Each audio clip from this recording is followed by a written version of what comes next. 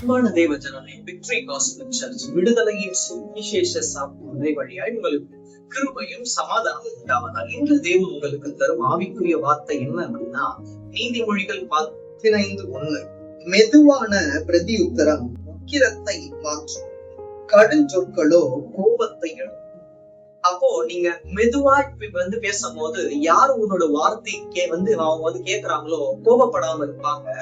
நீங்க மெதுவா பேசாம உங்ககிட்ட இருக்கிற கோபத்தையும் ஆவேசத்தையும் நீங்க வெளிப்படுத்தும் போது உங்களுக்கு எதிராக யார் கேட்டுக்கொண்டு இருக்காங்களோ அவங்க கிட்ட இருந்து கோபம் வர மாதிரியான சொற்கள் உங்ககிட்ட இருந்து வர்றதுனால உங்களுடைய வார்த்தைகள் எப்படி இருக்கணுமா, மெதுவா இருக்கணும். அதாவது மெதுவான தென்றல் கொடுங்காற்றாய் மாறி அப்படின்னா என்ன அர்த்தம்? மெதுவான தென்றலா இருக்கிற வரைக்கும் தான் நமக்கு ஆபத்து இல்ல, அது கொடுங்காற்றாய் மாறும் போது ஆபத்து. அது போல மெதுவான வார்த்தைகள் நம்ம கிட்ட இருக்கும் போது நமக்கு ஆபத்து இல்ல.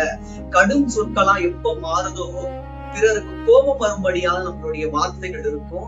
அதனால நீங்க கடும் சொற்களுக்கு இடம் கொடுக்காதீங்க, மெதுவான வார்த்தைகளையே பேசிக் கொண்டிருங்க. அவர்கள் உங்களிடம் கோபமான வார்த்தைகள் பேசினாலும் உங்களுடைய மெதுவான வார்த்தைகள் அவங்களுடைய கோபத்தை டிக்ரீஸ் பண்ற மாதிரி இருக்கணும். அப்ப உங்களோட வார்த்தை மெதுவாக இருப்பது ரொம்ப ரொம்ப முக்கியமானது.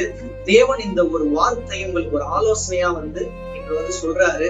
அந்த வார்த்தையின்படி கேளுங்கள், தேவன் தாமே உங்கள் யாவரையும் ஆசீர்வதிப்பார்.